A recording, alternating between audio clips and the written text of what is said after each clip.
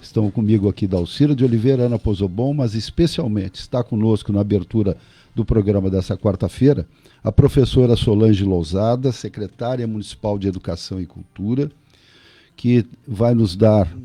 Educação. De Educação à Cultura, ficou por minha conta. Por tua conta, né, ficou professor? por minha conta. É ex-médio, mas...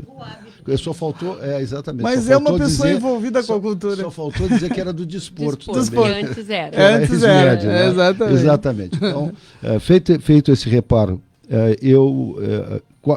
já está explicado por que nós convidamos a professora Solange, mas eu tenho que acrescentar que as escolas fazem um trabalho de assistência social muito grande, tá? De acolhimento de crianças e jovens, de serviço social como um todo, que faz parte da atividade da educação, da nutrição dessas pessoas. Então, quando as escolas estão fechadas, há um impacto social relevante.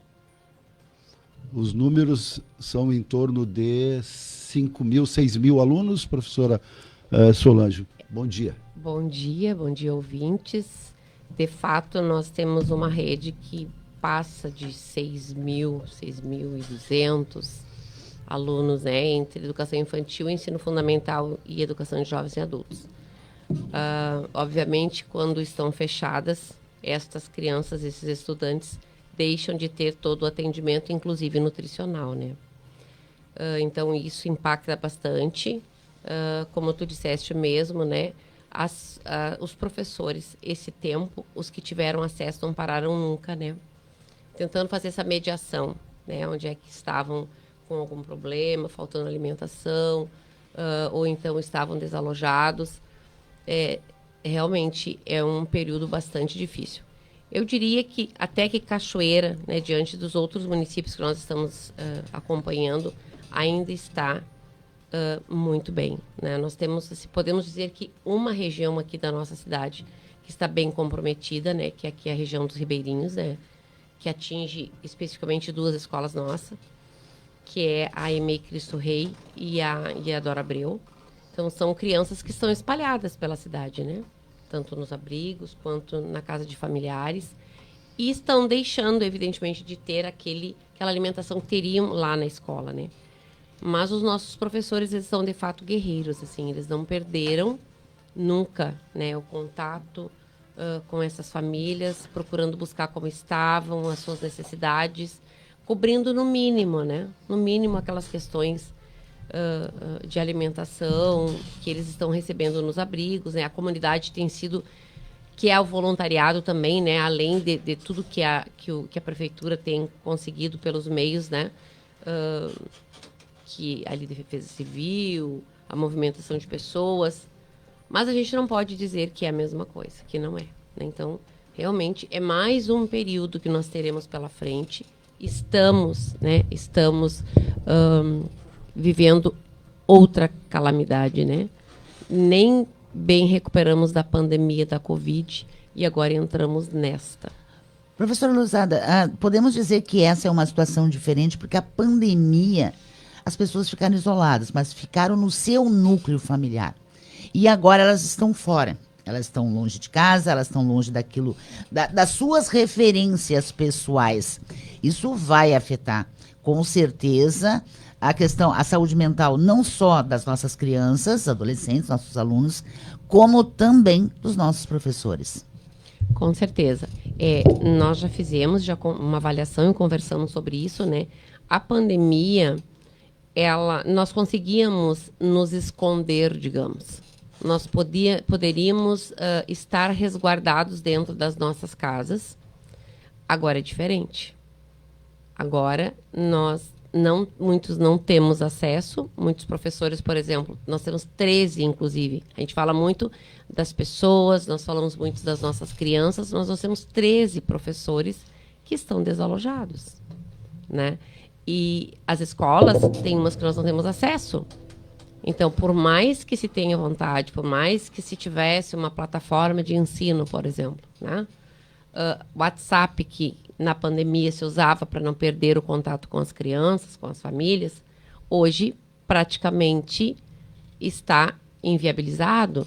Então, não temos internet, ou hora oscila, as pessoas que os diretores têm contato nas comunidades, por vezes eles têm que, quem tem que ir a um lugar, né, distinto para poder ter o comunicado, aquela comunicação com o gestor.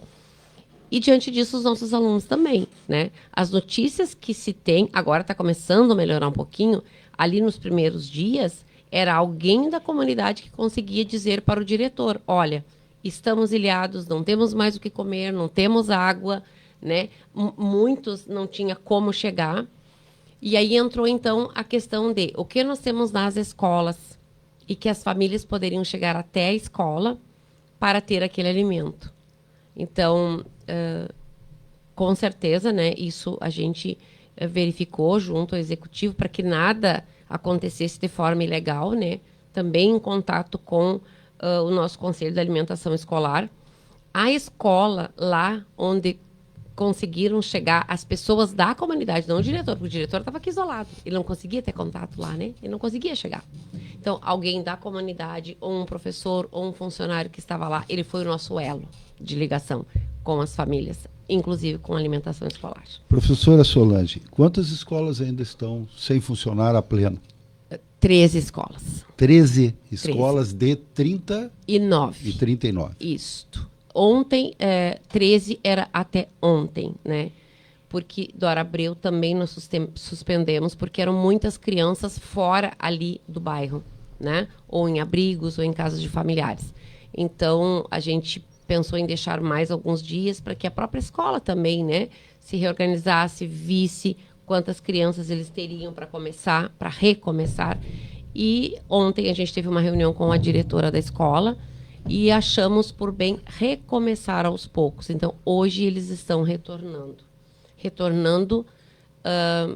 em torno de 70% mais ou menos da clientela. As direções das escolas, professora Solange, reportou algum dano significativo? Sim. Que precisa ser reparado?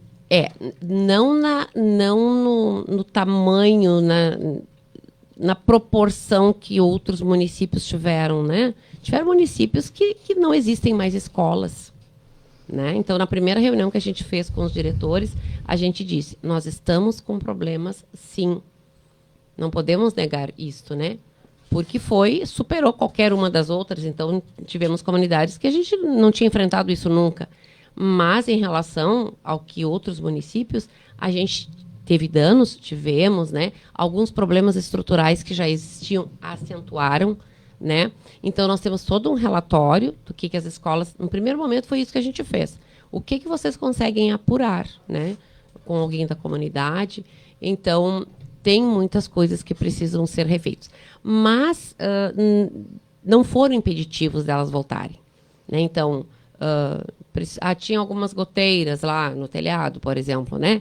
Houve possibilidade de troca de algumas folhas, algumas escolas já estão fazendo isso, né? Outras já tínhamos conseguido, mas não foi rede elétrica. Começou a chover muito, né? Estava indo por uma lâmpada. O eletricista foi lá, olhou. Tem condições realmente de voltar? Não corre risco? Não corre. Então, aí nessas situações é que a gente conseguiu dar conta e dizer, então, podemos voltar? Podemos voltar. Esses reparos mínimos, né, esses adventos de clima, não se enquadram no escopo da calamidade. Né? Não. Isso não se enquadra. Isso são goteiras, algumas coisas que tem que fazer reparos não se enquadram. As creches municipais, como é que estão sendo administradas? Está tudo ok, normal? Ou esse normal é novo, né, professora? A normalidade voltou a partir de segunda. Né? Desde que começou, né, a enchente mesmo, e que falta de água junto, a questão do combustível, voltou para a questão plantão. Né? O plantão foi somente para aquelas crianças onde nós não tínhamos condições, em que as famílias não tinham condições com quem deixar. Então, se colocou o plantão. Qual foi o critério? Quem atenderia essas crianças? Pois né? Quem? Então, de novo, sempre conversando com os diretores, se optou por quem mora mais próximo da escola, quem não depende do transporte. Né? Então, se fez uma escala, o número de crianças foi realmente bem menor e se procurou. A gente sabe que ainda tiveram famílias que se sentiram prejudicadas, mas diante de uma situação assim, a gente imaginou que estava atendendo, no mínimo, as necessidades, né? Então, as creches, elas não fecharam a maioria. Eu acredito que umas 4 ou 5 fecharam por completo. Porque as famílias se manifestaram dizendo que não, que poderiam deixar com algum familiar, né, de forma segura com alguém. E voltaram também agora na segunda-feira com atendimento 100%. Então, com exceção de uma escola no interior que se chama Sítio Encantado, que é lá nas Três Vendas. Esta, para além do problema nas estradas, da trafegabilidade, também teve o desmoronamento de um poço, Sim. né, de uma fossa que vai ser consertada nos próximos dias. Isso denota perigo, né? Muito. Tudo que São gera crianças. insegurança se evita, isso. né? Então, isso a gente tem procurado cuidar muito, né? E a Emília Vieira da Cunha, que uma pessoa iria na comunidade este final de semana, a diretora acabou de me dizer, ontem ela me respondeu. Essa fica na porteira 7. Na porteira 7. Exatamente. É que nós verdadeiramente não temos contato, não sabemos o que aconteceu. Possivelmente, alimentação escolar estragada. Se perdeu, sim, com né? certeza. Então, assim, ó, é a que mais me preocupa. É uma caixinha de surpresas. Nós não sabemos o que tem lá. Lá, mais na de Emília. 15 dias sem acesso, sem energia, né? Demorou bastante os acessos Pra lá restabelecer. para restabelecer, exatamente. Ela vai hoje, essa pessoa vai hoje lá, vai conseguir fazer uma volta por Pantano Grande, se eu não me engano, para poder chegar por uma outra acesso lá, e que vai ter uma professora que mora lá e vai nos dar as informações. A questão da chuva também desalojou a SMED.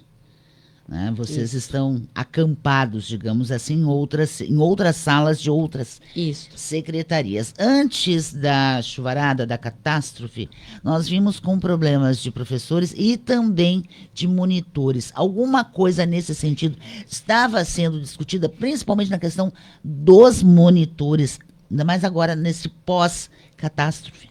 Estava sendo discutido, porém, nós enfrentamos hoje, e exatamente ali naquele momento, nós estávamos trabalhando com a dificuldade, com o problema da impossibilidade da nomeação, da designação dos nossos 16 serventes, que foi feito um processo seletivo, né, dias antes.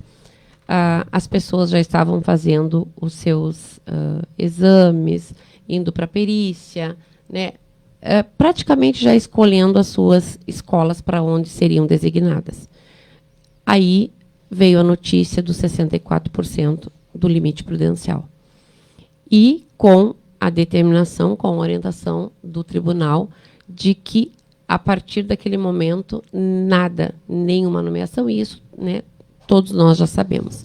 Ficamos com o problema, então, da falta da designação desses serventes, e já estávamos enfrentando, sim, um problema muito sério com a questão dos monitores escolares, né? No retorno agora, nada mudou. Penso que muitas crianças, até novos pedidos estão surgindo, porque a cada dia uma nova avaliação aparece, né? As crianças estão sendo avaliadas, estão passando por um diagnóstico, e a cada diagnóstico a família procura, né, por aquilo que ela imagina ser de direito dela. Só que nós estamos ainda, continuamos, né? Agora acredito que em fim de maio a gente tem uma esperança que isso possa mudar, talvez agora com essa emergencialidade ou, né, com tudo isso, não sei se isso vai modificar, se vão flexibilizar essas angústias nossas, né? Então, estávamos exatamente num problema bem problemático, e que agora no retorno, estes dias, digamos assim, eu confesso para vocês que a gente não entrou neste mérito. A gente estava mais preocupado em saber como é que estavam as crianças, como é que estavam as escolas, os professores, e começando a pensar num retorno. Num retorno que agora interior vai ter que ser um calendário completamente flexibilizado. Agora a ponte, né? Graças a Deus está liberada. Então, digamos, o pessoal para o lado de lá pode passar. Agora, as estradas do lado de lá, ou aqui para o lado, péssimas estão condições. péssimas. Como é que está? Qual é a situação principalmente, gente, só deu um problema num cabo, só para quem está nos assistindo pela internet saber se a movimentação de microfones aqui. Estamos esperando o nosso engenheiro Zotelli. Nós temos aí uma questão seríssima, que são das estradas, a situação Muito das sério. estradas. Como é que o transporte escolar, a SMED já se reuniu com o pessoal do transporte escolar para saber uma alternativa para não deixar essas crianças desassistidas? Olha só, ontem eu conversei com o nosso secretário do Interior, que é o Cassol, tá? E o que nós combinamos? A responsabilidade do transporte escolar, assim como muitas outras responsabilidades, ela é muito grande. No momento que um ônibus, uma van, qualquer que seja o veículo, tombar, de quem é a responsabilidade? Né? Então, a gente está tendo muita cautela. Inclusive, a gente não liberou ainda nenhuma linha.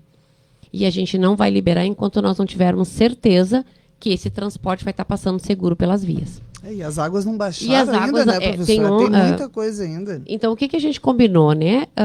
Que os transportadores, os diretores, uns que moram na comunidade, que eles possam passar para nós informações acerca de como está cada estrada.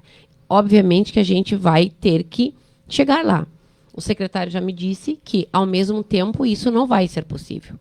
Então, vamos aos poucos, vamos com calma. As diretoras estão em constante contato com os transportadores. À medida que nós percebermos que alguém sinalizou lá, olha, tem passagem, o nosso fiscal vai ir até lá, vai estar auxiliando o nosso secretário do Interior, o Cassol, para a gente verificar as condições da estrada. Caçapava, que as escolas lá, né, estão funcionando, nós temos a responsabilidade do transporte da Augusto Vitor Costa e Silva Jardim, que agora nós assumimos o PEAT também, né, todas as linhas do estado. O município já assumiu algumas linhas, a exemplo de lá. Outras estão em licitação. Nos informaram que lá as estradas estavam boas, com acesso, e com as aulas funcionando. O que a gente fez? O nosso fiscal, ontem, esteve lá, percorreu algumas linhas de lá, algumas estradas, perceberam, eles como motorista e com a experiência, que está tudo ok. Algumas linhas de lá, 3, já foram liberadas, onde eles conseguiram passar, né? Hoje de manhã eles estão indo em mais 2. Mas isso é um trabalho de formiguinha. Eu não posso assim dizer, tá, tudo bem, não é que não confie no transportador. Nós temos pessoas técnicas que vão fazer essa avaliação. Imagina, não, e a estrada, nós ficamos sabendo de algumas situações aqui para um lado de uma região que tinha digamos, uma rachadura na estrada de chão e que os moradores começaram a colocar pedras e isso começou a desaparecer. Eles colocavam a pedra e desaparecia. Então, nem tudo que tu está enxergando, de repente, é firme. Né? Então, a gente está tendo muita cautela ao dizer, pode passar o transporte e levar essas crianças. O município assumiu o transporte do estado? Eu entendi Sim, errado, não? Não entendeu errado. É exatamente isso. Nós, a partir de 2000... Isso é uma situação que se arrasta há bastante tempo, certo? Cachoeira do Sul foi um município que demorou muito para assumir. Nós éramos uns dos poucos municípios que não tínhamos ainda assumido. Né? Ocorre que, dos 6 programas do governo estadual, nós já fazíamos parte de 5. Só faltava o PEAT. O que é o PEAT? A gente assume, eles repassam, o governo do estado repassa uma verba X por aluno para o município e o município assume aquelas linhas. Então, hoje, nós, além das nossas quase 60 linhas, nós estamos assumindo mais 28 do estado. Isto é E aí, o que aconteceu? Nós praticamente... nós perderíamos. Ou nós assumíamos o PEAT, ou nós perderíamos alguns programas importantíssimos do governo do estado, que a gente não pode negar que nós já temos. Então, a gente ficou, ou assume, ou assume. Professora Solange, não é o foco da nossa conversa, tenho certeza que nós poderíamos, no futuro, falar. É um assunto sério, porque é uma decisão administrativa, isso já passou por alguns debates, a Federação dos Municípios questionou isso, que o governo do estado, na verdade, estava fazendo uma chantagem com os municípios, não é com Cachoeira, com todos os municípios, impondo as suas prioridades, enquanto que os municípios têm, até por uma questão federativa, a sua autonomia. Mas não é um motivo. O principal, a senhora já nos trouxe, e outras oportunidades nós vamos falar de outros assuntos. Quero lhe agradecer a presença, o esforço de estar aqui e desejar que os profissionais da educação e todos aqueles que estão junto com eles, e eu aí como profissional de educação, eu chamo todos, não só os professores, que possam superar em benefício da comunidade as dificuldades presentes. Muito obrigado pela sua presença aqui, professora Solange Lozada, secretária de Educação. Obrigada a vocês, obrigada pela oportunidade. Eu me emociono de falar, porque além de todos os problemas que nós já carregávamos, né, da pandemia, as dificuldades das nossas crianças, em contraponto, um trabalho muito esforçado dos nossos profissionais, que não medem esforços diariamente, né? E eu tenho muita esperança que a gente vai sair de novo desta, voltando com essas crianças, trazendo, acolhendo, porque realmente a gente vai ter muito trabalho pela frente, em especial com a saúde mental, né, em tentar explicar para as nossas crianças o porquê de tudo isso, o que está acontecendo, e realmente vir recuperar, né, isso que está acontecendo. Okay. Muito obrigada. 7h31, vale informação na Vale 99.1, nosso Facebook operando e nos mostrando com imagem e som, WhatsApp 2023 1397 à sua disposição. Vamos a um break comercial importantíssimo para depois falarmos de eletrificação rural, porque estará conosco o vice-presidente da Seletro, Bertino Reck, e o diretor de Relações Institucionais, Edson Moraes.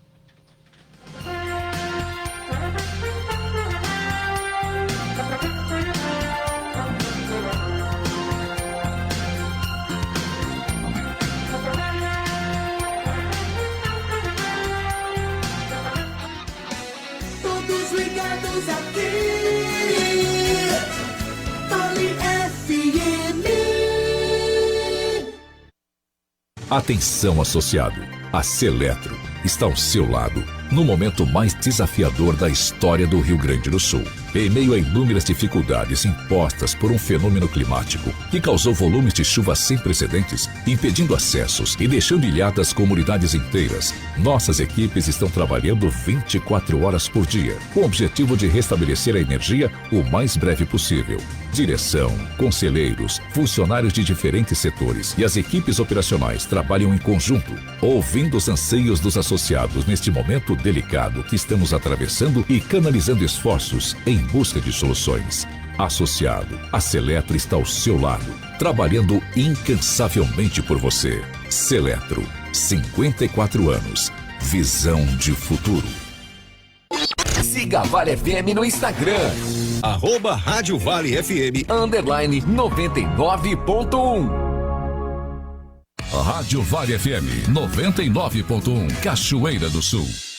Vale Informação com Ronaldo Toné, Dalcira de Oliveira e Ana Posobon.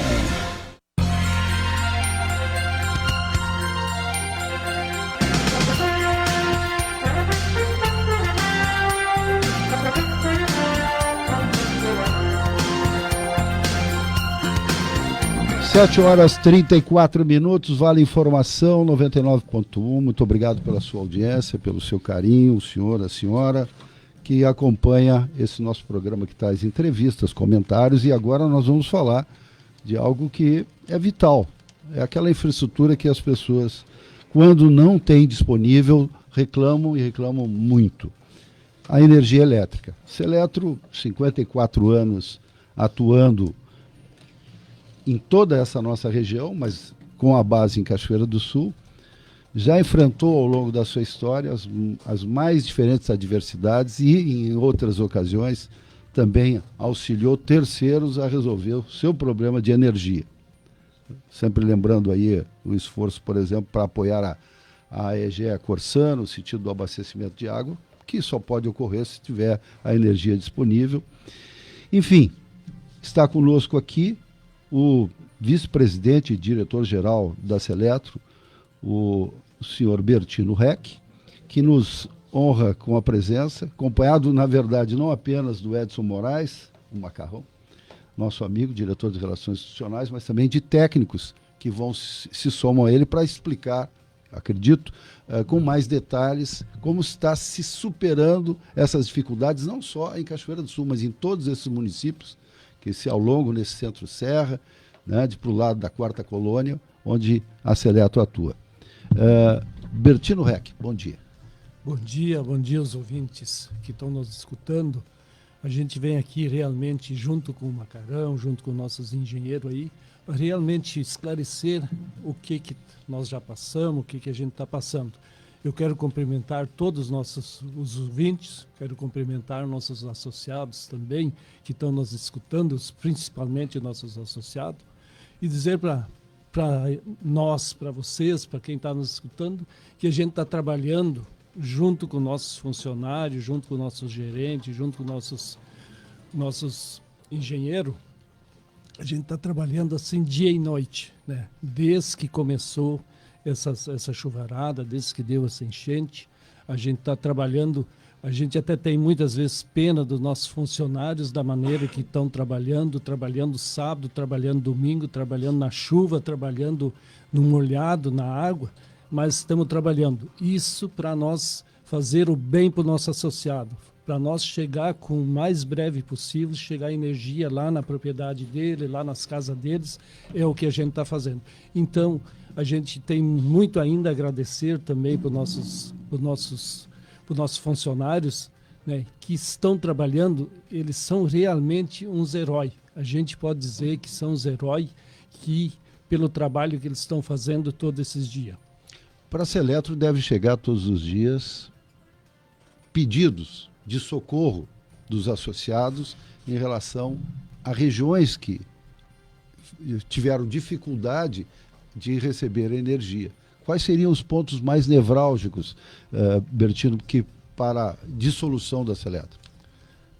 Assim, nós temos nossos engenheiros, temos o Macarrão aqui que faz o nosso meio de campo, né? E a gente recebe essas reclamações diário. Não é tanta reclamação quanto pedido, né? Então, nós temos, o Macarrão faz o meio de campo dessas mediações e nossos engenheiros também. Mas isso é constante, né? Porque cada associado quer ter a sua energia, a sua casa, o mais breve possível. Na verdade, bom dia a todos. Nós estamos solucionando um problema técnico, por isso essa movimentação toda, ficamos sem um microfone. Mas é muito importante ressaltar a Seletro é uma cooperativa, né, para o nosso ouvinte que não tem conhecimento disso, e a energia, o sistema envolve o fornecedor, né, que é a RGE também. Então, se a RGE tem problema, Seletro tem problema também. São, na verdade, 25 mil, é mais ou menos isso? Esse é o número de associados, né? Então, essas necessidades, por ser Cachoeira uma cidade cortada por um rio, que na verdade nós estamos vendo essa situação, temos a parte rural que vocês atendem, e as dificuldades são imensas em função da água. E imediatamente os pedidos eles variam de região para região.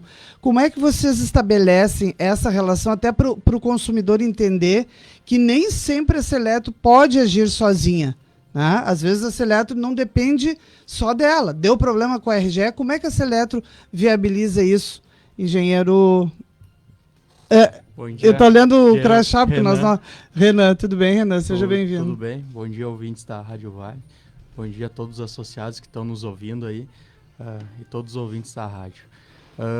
A nossa energia em todos os pontos nós compramos principalmente adquirimos da RGE.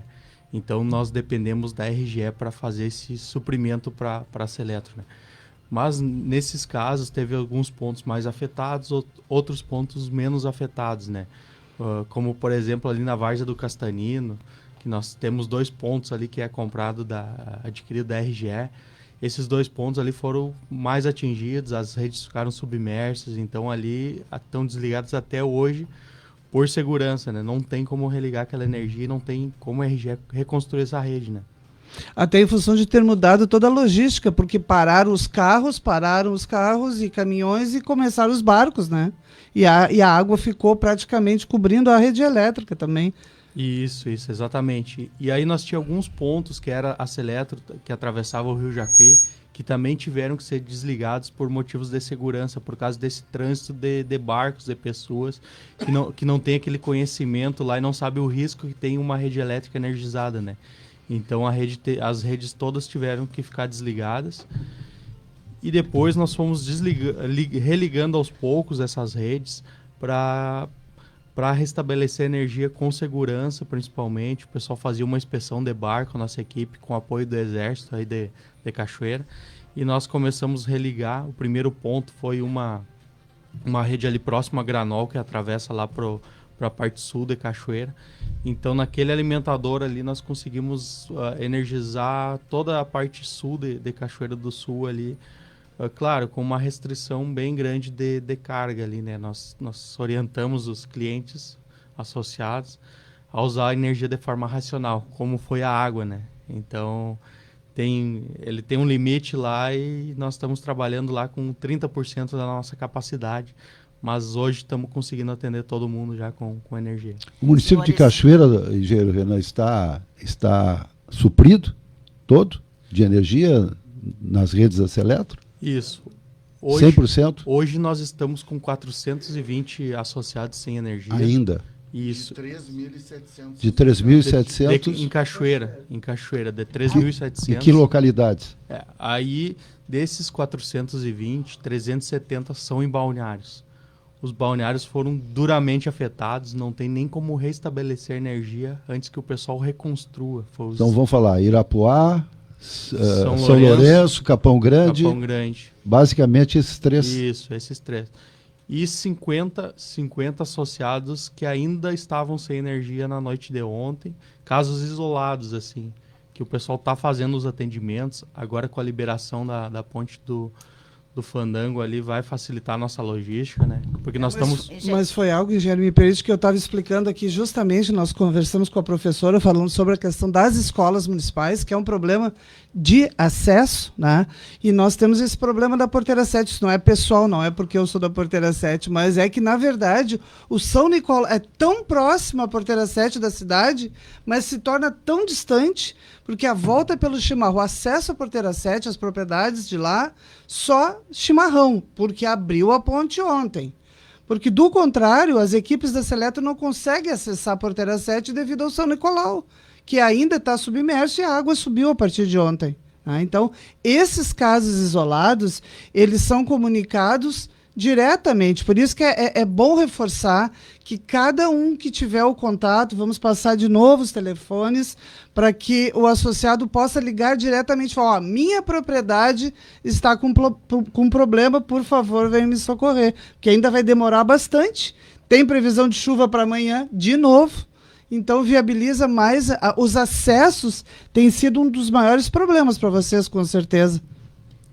Isso, exatamente. Essa logística, ela foi bem complicada, aí, a questão de materiais, nós fazer o transporte de materiais. Nós tinha equipes e às vezes não tinha como levar o material para essa equipe realizar o serviço, né? Foi bem complicado mesmo essa logística. Bom dia, senhores. Vocês não estão me vendo pela internet, mas estou aqui no cantinho, né, por um problema de logística, já que nós estamos falando em logística de energia elétrica no interior. Engenheiro, o senhor falou que tem redes que não têm mais condições, que são da RGE. Quem é que vai reconstruir essas redes para dar condições que vocês possam continuar fornecendo essa energia para o interior? E eu quero fazer uma ressalva, por falar em rádio. A Defesa Civil, através do seu superintendente, disse que no auge da catástrofe, foram os rádios da Seletro que socorreram a Defesa Civil. Parabéns. Ah, sim, nós já recebemos essa informação aí, foi bem importante. Não, ele disse no ar aqui. Isso. E a logística que nós fizemos aí, ela foi bem complexa mesmo para conseguir atender todo mundo, né? Edson Moraes, o relacionamento com as instituições, com órgãos governamentais, com prefeituras, né, com secretarias de Estado. Como é que está? Qual é a demanda que está chegando para ti lá? Bom dia, Ronaldo. Bom dia, Ana. Bom dia, Dalcira. É um prazer estar nesse programa aqui com esses 3 profissionais juntos. Não, você está inchado de orgulho, confessa, né? Com certeza, né, Dalcira? Porque o Ronaldo, muitos anos trabalhamos juntos. Eu e tu também, quantos anos trabalhamos juntos? Só não tive a oportunidade de trabalhar com a Ana, mas conheço o trabalho da Ana. Bom, lá na Seletro nós temos uma coisa que eu bato todo dia em cima, Ronaldo, que o associado é o maior patrimônio que essa cooperativa tem. Se ela sobrevive, é por causa do associado, nosso associado. Se nós estamos lá, é por causa do nosso associado. E a nossa obrigação é prestar um serviço de qualidade para o nosso associado. E eu, na função que eu tenho, eu procuro atender os meus associados, nossos associados, da melhor maneira possível. Então, eu gostaria de te dizer que o nosso relacionamento com os prefeitos... acabei de chegar aqui e já recebi uma ligação de um prefeito. Entendeu? E isso é diário, todo momento. Nossos associados vão conversando comigo até a noite. Exemplo disso é toda a região aí que me liga e conversa comigo, né? Inclusive, eu converso muito com a Ana também. A Ana me aconselha muito algumas coisas aí da região. A gente tem conversado muito. Macarrão, falando em região, claro que nós estamos baseados em Cachoeira do Sul, como a Seletro, mas a gente alcança a região. Mas, na verdade, alcançamos o mundo com as mídias sociais, o Facebook que está nos filmando e leva também a nossa voz. Nos outros municípios, o que tu destacarias de problemas ou de concentração de esforços da Seletro? Não, assim, a gente nos outros municípios tem todo o apoio dos prefeitos. A gente liga para um prefeito e o apoio está na hora. Eu só tenho que agradecer o apoio que nós recebemos dos prefeitos. Com questão de máquinas, questão de arrumação de estradas. Os prefeitos estão sempre do lado da Seletro. Eu posso dar um depoimento, porque eu prestei atenção em muitos vídeos, porque hoje a internet ela aproxima a gente da realidade. E eu vi muitos vídeos do trabalho da Seletro nas prefeituras, aqui na 4ª Colônia. Lugares assim, ouvintes, quem não viu, inimagináveis. O estado que era, porque tem o antes e tem o depois. O estado que era antes, quando a rede passava por lugares que também não eram muito fáceis, né, engenheiro?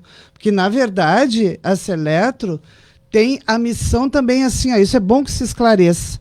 Se tem que passar a rede tecnicamente por um lugar, a Seletro vai lá, avalia e ela é responsável, por exemplo, pela poda das árvores. É isso, engenheiro? Porque o proprietário não pode fazer isso. Quem faz isso, na verdade, é a Seletro. É ela que se responsabiliza para passar a fiação por dentro da propriedade A ou B, tem que desviar um córrego, tem que desviar o rio, enfim.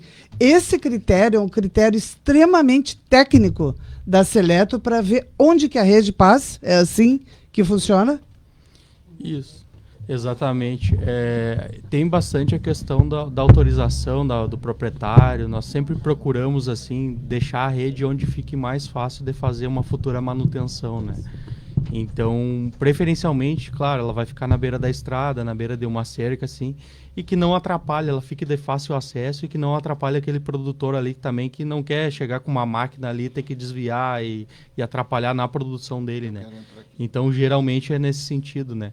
Às vezes precisa passar dentro de uma lavoura, não tem muito o que fazer, né?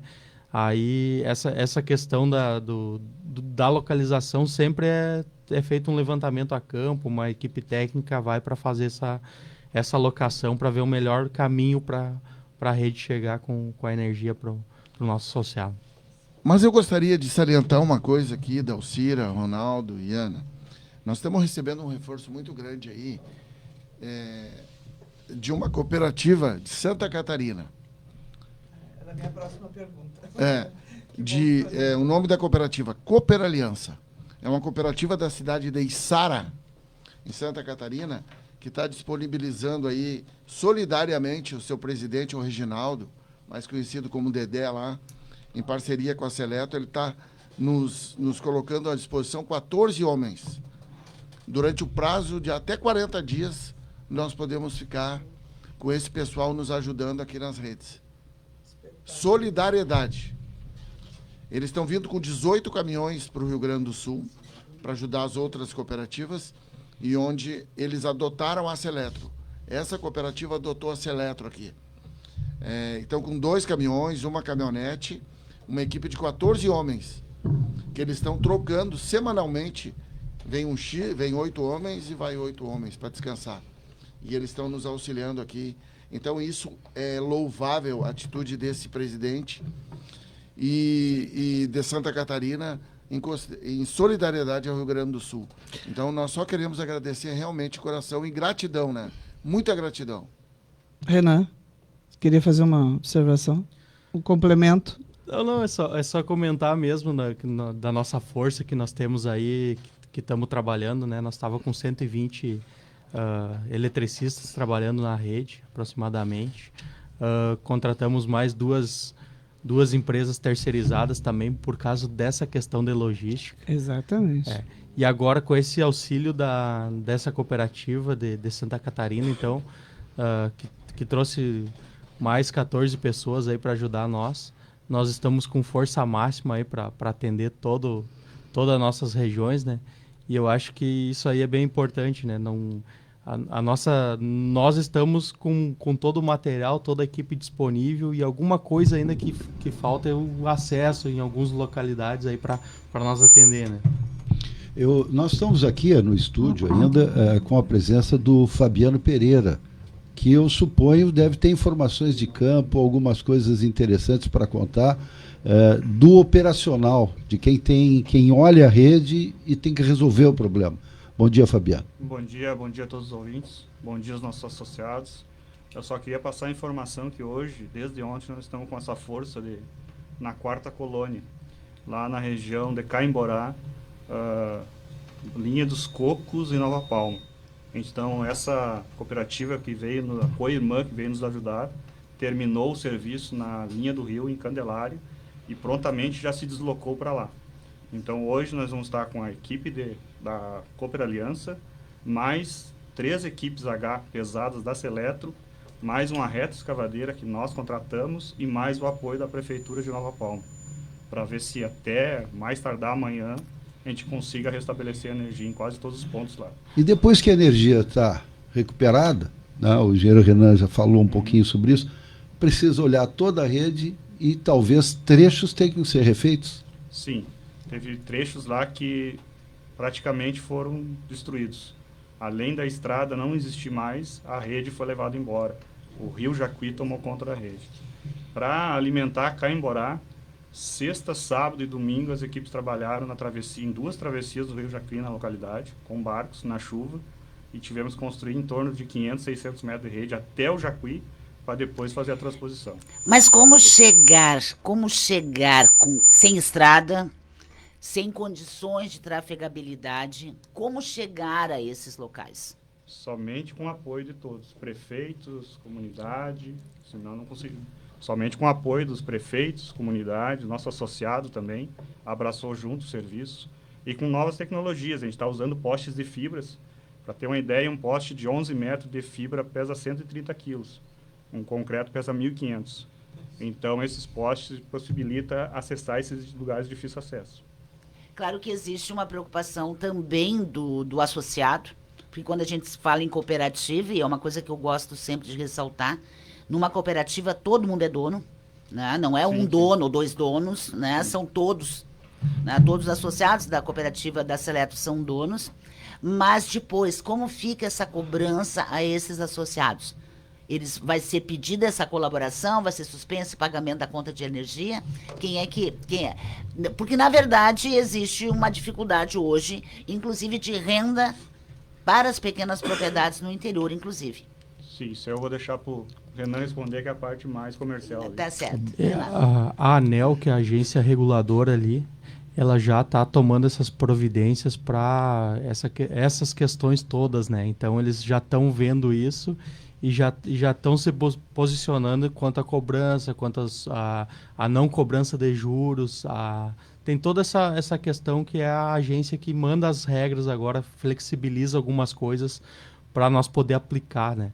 Por conta própria, nós não podemos tomar nenhuma decisão, né? Mas eles já estão vendo isso e já estão flexibilizando aí para todo o Estado daí essas questões. Né? Porque o Estado vai viver com regras diferentes do restante do país, né? Possivelmente, a partir de uma reconstrução, depois que a chuva for embora, né?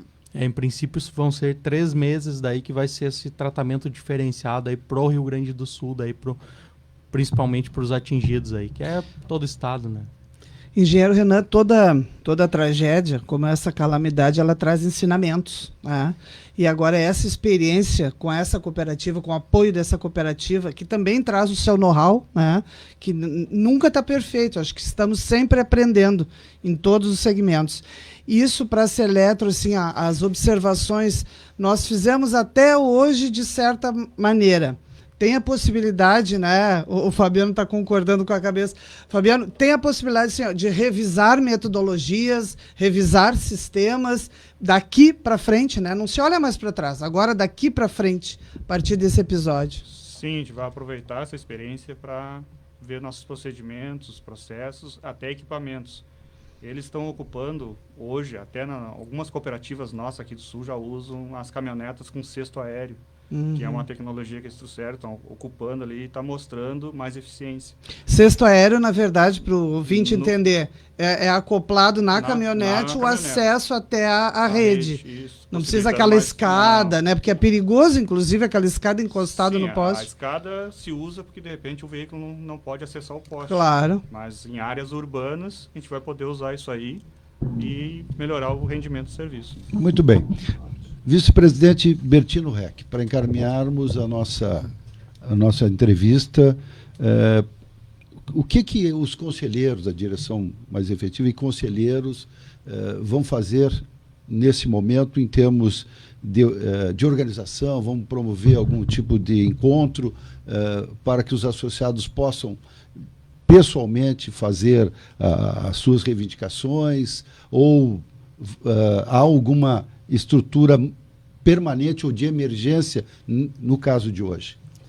Na verdade, nossos conselheiros todos estão atentos, né? A gente tem entrado em contato todo dia entra 2, 3 conselheiros entrando em contato, fazendo esse meio de campo com o Macarrão aqui e com a gente também. Então, nossos conselheiros, toda a região, nos municípios que nós temos, nós estamos apoiando, nós estamos junto e ajudando realmente nossos funcionários também, nossos associados também, para que eles fiquem tranquilos, né? Porque a gente está trabalhando, a Seletro está trabalhando, nossos funcionários estão trabalhando assim, para que de melhor forma possível e de menos tempo, né, nós poder chegar lá na propriedade deles. Então, nossos conselheiros são todos eles, a gente tem que agradecer pelo trabalho que eles estão fazendo junto com nós, lá nos municípios, junto com os prefeitos, junto com o Macarrão, junto com nossos engenheiros, né? O nosso conselho, assim, ele está atento 100% e nós ajudando, colaborando nessas ocasiões ou nessa dificuldade realmente que tem no município dele. Macarrão? Não, o nosso conselho é muito participativo, Ronaldo. Ele, em todos os municípios aí onde nós temos, hoje nós temos em torno de 15 conselheiros, 3 conselheiros fiscais e 13 conselheiros administrativos. Aliás, 16 conselheiros, 3 fiscais e 13 administrativos. E todos eles são participativos nas regiões onde eles atuam. Então, assim, todas as noites eu me reúno com eles online, né? Para conversar com eles e eles me passarem as posições lá dos municípios. E no outro dia a gente sai trabalhando com a equipe técnica para resolver os problemas. E eu gostaria de salientar de novo aqui, Ronaldo, uma coisa. Eu trabalho muito, volto atrás no que eu já falei no início e volto a falar. O nosso associado é prioridade para nós dentro da cooperativa. Às vezes a gente não pode resolver na hora o problema, mas a gente vai atrás da solução. Então, a nossa equipe é uma equipe muito boa. Nós temos 5 funcionários que perderam tudo dentro da cooperativa. E um conselheiro. E um conselheiro nosso que perdeu tudo também. Então, nós estamos atentos a todas essas situações, principalmente no meu setor ali, mas a cooperativa toda está enganjada nisso. A gente também tem preocupações internas, mas a gente procura sempre resolver primeiro as externas.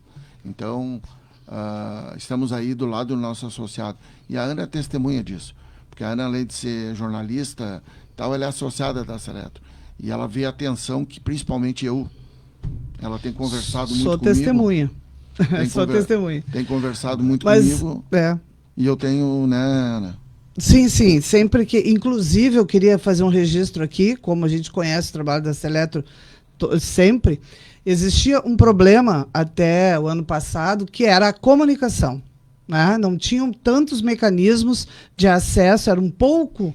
Aí foi atualizado, hoje a gente se comunica com a Seletro com a maior facilidade. Eu queria, de público, fazer esse registro e esse agradecimento. E para encerrar, a prestação de serviço para o associado e para o nosso ouvinte, que é o contato da Seletro. Se você precisar falar com a Seletro, falar casos pontuais, que hoje tem que chegar até a Seletro, casos pontuais, você liga para o 2023 0010, ok, engenheiro?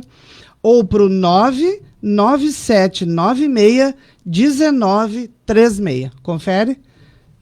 Sim. Esses são os telefones de contato para quem quiser falar sobre o seu assunto. Esses dois contatos aí foram criados aí de forma emergencial, porque as linhas convencionais lá tiveram apresentado problemas técnicos. Muito obrigado. Muito bem.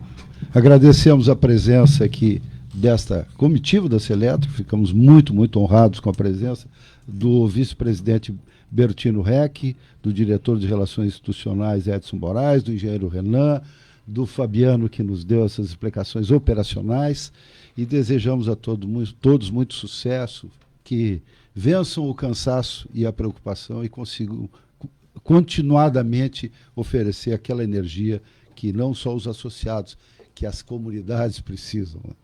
E nós lá, Ronaldo, continuamos de portas abertas, porque lá na Seletro nós recebemos as pessoas, nós recebemos o associado. O nosso associado não é um código, o nosso associado é o ser humano.